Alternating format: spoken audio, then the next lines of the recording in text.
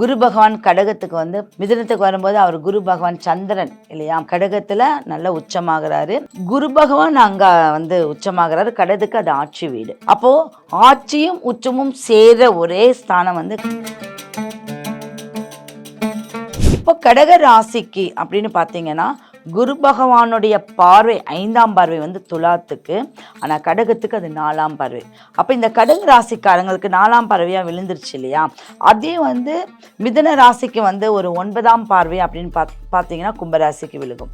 அப்போ என்ன அர்த்தம் அப்படின்னா இவங்களுக்கு அது எத்தனாம் இடம் அப்படிங்கக்கூடிய ஒரு கணக்கு இருக்குது. அப்போது 4ஆம் இடம் அப்படின்னா வீடு வாசல் வண்டி வாகனம் இது வரைக்கும் அமையாதது.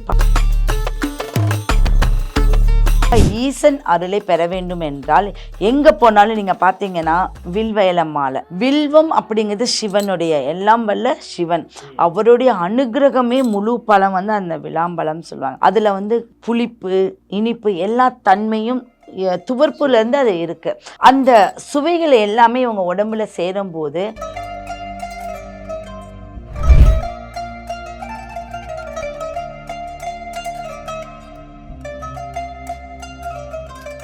ரியல் ஒன் ஆன்மீகம் நேயர்களுக்கு வணக்கம். இந்த 2025க்கான குரு பெயர்ச்சியில் ஒவ்வொரு ராசிகளுக்கும் என்னென்ன பலன்கள் இருக்குது, என்னென்ன தடைகள் வரப்போகுது, இல்லை அந்த தடைகளுக்கான பரிகாரங்கள் என்னென்ன அப்படின்றது எல்லாத்தையும் பிரசன்ன ஜோதிடர் டாக்டர் ஜெயம் ஜெயஸ்ரீ மேடம் அவங்க கிட்ட கேட்டு தெரிஞ்சுக்கலாம். வணக்கம் மேடம். வணக்கம். 2025 இந்த குரு பெயர்ச்சி காலம் கடக ராசிக்காரர்களுக்கு என்ன மாதிரி பலன்களை தரும்? குரு பகவான் கடகத்துக்கு வந்து மிதுனத்துக்கு வரும்போது அவர் குரு பகவான் சந்திரன் இல்லையா, கடகத்துல நல்ல உச்சமாகிறாரு. குரு பகவான் அங்க வந்து உச்சமாகிறாரு, கடகத்துக்கு அது ஆட்சி வீடு. அப்போ ஆட்சியும் உச்சமும் சேர ஒரே ஸ்தானம் வந்து கடகம் தான், அது குரு பகவானும் சந்திர பகவானும். அப்போ குரு சந்திர யோகம் அப்படின்னு சொல்லுவாங்க. இந்த 2 கிரகங்களும் சேர்ந்தாலே ஒருத்தனுக்கு யோகம் வந்து ரிட்டிப்பாக கிடைச்சிடும். அப்போ மிதுனத்தில் இருக்கக்கூடிய குரு பகவான் கடக ராசிக்கு வந்து 12ஆம் இடம், குரு பகவானுக்கு கடகம் வந்து 2ஆம் இடம். சரிங்களா? இப்போ கடக ராசிக்கு அப்படின்னு பார்த்தீங்கன்னா குரு பகவானுடைய பார்வை 5ஆம் பார்வை வந்து துலாத்துக்கு, ஆனால் கடகத்துக்கு அது 4ஆம் பார்வை. அப்போ இந்த கடக ராசிக்காரங்களுக்கு 4ஆம் பார்வையாக விழுந்துருச்சு இல்லையா, அதே வந்து மிதுன ராசிக்கு வந்து ஒரு 9ஆம் பார்வை அப்படின்னு பார்த்தீங்கன்னா கும்பராசிக்கு விழுகும். அப்போ என்ன அர்த்தம் அப்படின்னா இவங்களுக்கு அது எத்தனாம் இடம் அப்படிங்கக்கூடிய ஒரு கணக்கு இருக்குது. அப்போது 4ஆம் இடம் அப்படின்னா வீடு வாசல் வண்டி வாகனம் இது வரைக்கும் அமையாதது இப்போ அமைச்சுக்குவாங்க.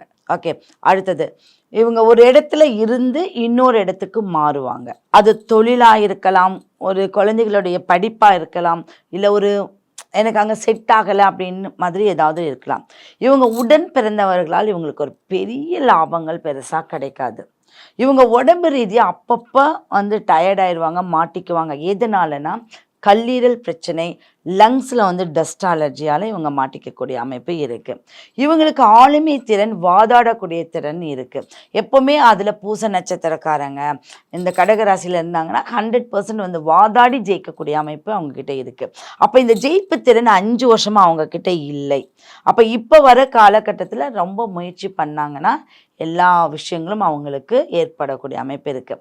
அடுத்தது இந்த குரு பயிற்சியை விட அடுத்த குரு பயிற்சி தான் இவங்களுக்கு பணம் சேர்க்கை. இந்த குரு பயிற்சிக்கு அதுக்கு உண்டான ஆயத்தம், பேர் புகழ் பணவி எல்லா மக்களையும் சேர்த்துக்குவாங்க. ஆனால் ஒரு பணம் அப்படிங்கிறது வந்து அடுத்த குரு பயிற்சியில் தான் இவங்களுக்கு நடக்கிறதுக்கு வாய்ப்பு இருக்குது. இவங்க ஏதாவது ஒரு குலதெய்வத்துக்கு போய் நல்ல எலுமிச்சை பல சாதம் வச்சு அவங்க தானம் பண்ணிட்டு வந்தாங்கன்னா கண்டிப்பாக இவங்களுடைய திருஷ்டி போகும். ஏன்னா எலுமிச்சம்பழத்தில் நிறைய திருஷ்டி போகிறதுக்கெல்லாம் வழி இருக்கு இல்லையா, அது இவங்களுக்கு நடக்கக்கூடிய அமைப்பு இருக்குது. Okay ma'am. இப்போ இந்த குரு பயிற்சி காலங்களில் இந்த மாதிரி பலன்கள் இருக்கும்போது காரிய தடைகள்னா ஏதாவது அவங்க செய்யக்கூடிய வேலைகள் ஏதாவது தடைகள் அந்த மாதிரி ஏதாவது இருக்குங்களா? கண்டிப்பாக தடை இருக்குது. அப்போ அவங்க என்ன பண்ணணும்னா பஞ்சமுக விளக்கு இருக்கு இல்லையா, 5 முகம் விளக்கு இருக்கு இல்லையா, அதில் 5 எண்ணெய் தீபம் போடணும். 5 எண்ணெய்கள் போட்ட தீபம் அப்படின்னா கடையில் வாங்கக்கூடிய எண்ணெய்களை வந்து யூஸ் பண்ணாமல், ஒட்டுக்கா தீபம் என்னன்னு சொல்லுவாங்களா, அதை யூஸ் பண்ணாமல் நீங்கள் தனித்தனியாக வாங்கி யூஸ் பண்ணும்போது அதனுடைய தன்மை எதுவுமே மாறாது. அப்போ அந்த பஞ்சு தீபம் அப்படிங்கும்போது என்ன அர்த்தம் அப்படின்னா நல்லெண்ணெய், விளக்கெண்ணெய், புங்க எண்ணெய், வேப்பெண்ணெய், கடுகெண்ணெய் இது எல்லாமே வந்து பஞ்ச தீப எண்ணெய்ன்னு சொல்லுவாங்க. இதை குவான்டிட்டி கொஞ்சம் கொஞ்சமாக எடுத்து நீங்கள் கலக்கி வச்சு அதில் பச்சை கற்பூரம் போடும்போது அந்த தீபத்துக்கு ஒரு தன்மை என்றைக்கும் மாறாது.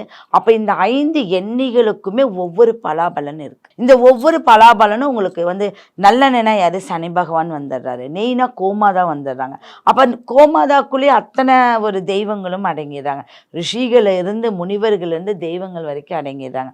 இப்படி ஒவ்வொரு எண்ணெய்க்கும் ஒவ்வொரு பலாபலன் இருக்கு. அப்போ அதில் 5 முக தீபம் ஏற்றும் போது பஞ்சமுக ஆஞ்சநேயர், பஞ்சமுக விநாயகர் இப்படியெல்லாம் இருக்கு. அப்போ இவங்களுடைய ஆசீர்வாதம்லாம் அவங்களுக்கு ஈஸியாக கிடைச்சிரும். அப்போ எந்த தடங்களாக இருந்தாலும் அதுலேருந்து இவங்க வெளியேறக்கூடிய அமைப்பு இருக்கு. எந்தெந்த கோயில்களுக்கு மேடம் இப்போ இந்த மாதிரி குரு பெயர்ச்சியிலோட அந்த பார்வை விழறதுக்கு என்னென்ன மாதிரி கோயில்ல இவங்க போகலாம்? இவங்க மெயின் அம்மன், அடுத்தது அம்மா. ஓ, அம்மாவை வழிபட்டாவே, ஏன்னா கடகம் என்பது தாய். அப்போ அந்த இடத்துல குரு, இவங்களுடைய டிகிரி இருக்கு இல்லையா, இவங்க வந்து இப்போ குரு பகவான் அப்படின்னா டிகிரியை வந்து முன்னாடி போடணும். இப்போ ஏதாவது வந்து பேர் இருக்குன்னா அவங்க டிகிரியை நீங்கள் அவங்க போடும்போது அவங்களுக்கு வேல்யூ அதிகமாகும். அவங்க எடுத்து வைக்கிற காரியங்கள் நல்லா நடக்கும். அம்மாவை ரொம்ப நல்லா பார்த்துக்கும் போது இவங்களுக்கு நல்ல விஷயங்கள் நடக்கும். இவங்க வாழ்க்கையில் யாராவது ஒரு முதியோருக்காவது நான் பராமரிக்கிறேன், நான் இவங்களுக்கு ரெகுலராக ஏதாவது செய்கிறேன் அப்படின்னு செஞ்சால் அதுவும் நல்ல ஒரு அமைப்பில் இவங்களுக்கு கொடுக்கும். இவங்க யாருக்காவது செருப்பு, இந்த செருப்பு வந்து ஏழை மக்கள்லாம் இருப்பாங்க இல்லையா, இல்லை ஒரு 10 ஜோடி செருப்பு வாங்கி நான் கொண்டு போய் முதியோர் இல்லத்துக்கு கொடுக்குறேன் அப்படிங்கும்போது இவங்களுக்கு அதுவும் நல்லதாக இருக்கணும். ஏன்னா சனி பகவான் அந்த வீட்டுக்கு வந்து மகன், கடகத்துக்கு சனி பகவான் மகன். அப்போ தாய் மகன் அப்படிங்கக்கூடிய ஒரு அமைப்பு புணர்வு தோஷமாக மாறிடுது. அப்போ புணர்வு தோஷம் என்னன்னா இருந்தும் இல்லாதது, இருந்தும் இல்லாது. இப்போ ஒரு மகன் இருப்பான், மகள் இருப்பான், ஆனால் கூட இருக்க மாட்டாங்க, அவங்களுக்கு உருப்படியான ஒரு அமைப்பு இருக்காது. அதனால தான் இந்த மாதிரி ஒரு விஷயங்கள் செய்யும்போது எங்கே இருந்தாலும் இவங்களுடைய பலாபலன்கள் நல்லா. இப்போ இந்த மாதிரி காலகட்டத்திலே வந்துட்டு இப்போ குரு பெயர்ச்சி வரும்போதே ராகுகேது பெயர்ச்சியும் வந்துடுது. ஸோ அதோட தாக்கம் ஏதாவது இந்த குரு பெயர்ச்சி அஃபெக்ட் பண்ணுங்களா? சிம்மத்துக்கு தான் கேது வராரு. அப்போ சிம்மத்துக்கு வந்து கேது வரும்போது அவருடைய கடகமும் சிம்மமும் பக்கத்தில் தனி வீடுடைய ராஜ்யம். அப்போ அங்கே கேது பகவான் என்னன்னா எல்லாத்துக்கும் வந்து பூர்வீக சொத்தை தடங்கல் பண்ணுவார். இவங்களுக்கு என்ன அப்படின்னா பூர்வீக சொத்து நிவர்த்தி பண்ணுவார். ஓகே, நான் எதுவுமே பண்ணலை, நானே ஏதாவது பண்ணிக்கிறேன் அப்படிங்கிற ஒரு முயற்சிக்கு இந்த காலகட்டத்துக்கு வருவார். அப்போ சூரியனுடைய ஆதிக்கம் இவருக்கு 2ஆம் இடத்துல படும்போது பாடி ஹீட் ஆகும். அப்போ கேதுங்கிறது மூலக்காரகன், மறதித்தன்மை வரும். இப்போ நெகட்டிவாக எடுத்தால் மறதித்தன்மை, பாசிட்டிவாக எடுத்தால் நம்மளுக்கு பூர்வீக பிரச்சனை தீரும். இந்த மாதிரி பிரச்சனைகளுக்கு இவங்க என்ன மாதிரியான பரிகாரங்கள், என்னென்ன மாதிரி விஷயங்கள்லாம் பண்ணலாம்? இப்போ பரிகாரம் அப்படின்னாவே நம்ம கோயிலுக்கு தான் நம்ம நிறைய சொல்கிறோம். இவங்க வில்வ இலை இருக்கு இல்லையா, வில்வ இலை மாலை கட்டணும். வில்வ பழம் இருக்கலாம், விளாம்பழம் சொல்லுவாங்களாம், அந்த பழத்தை உள்ளுக்குள்ளே இருக்கக்கூடிய அந்த ஃப்ரூட்ஸ் இருக்கு இல்லையா, அதை எடுத்து இவங்க ஏதாவது சக்கரை போட்டு இவங்க சாப்பிடணும். அதோடைய ஓடு இருக்கு இல்லைங்களா, அதெல்லாம் சேமித்து வச்சு இவங்க அந்த ஓட்டை வந்து காய வச்சு பொடியாக்கி அந்த பொடியை இவங்க சாப்பிட்டுட்டு வந்தால் 100% இவங்களுக்கு எல்லா பிரச்சனையும் தீரும். இது மருத்துவ முறை இல்லைங்களா, இல்லை ஆன்மீகம்? இந்த ரெண்டுமே இருக்கு. ரெண்டுமே இருக்கு. ஏன்னா வில்வம் அப்படிங்கிறது சிவனுடைய, எல்லாம் வல்ல சிவன், அவருடைய அனுகிரகமே முழு பழம் வந்து அந்த விளாம்பழம் சொல்லுவாங்க. அதுல வந்து புளிப்பு, இனிப்பு எல்லா தன்மையும் துவர்ப்புலேருந்து அது இருக்கு. அந்த சுவைகள் எல்லாமே இவங்க உடம்புல சேரும்போது அனைத்து பிரச்சனைகளுமே தீரக்கூடிய ஒரு அமைப்பு இருக்கு. ஒரு நெல்லிக்காயில வந்து தீர்க்காயசா இருக்கணும்னு அதியமானுக்கு வந்து ஔவையார் கொடுத்தாருன்னு சொல்லுவாங்க.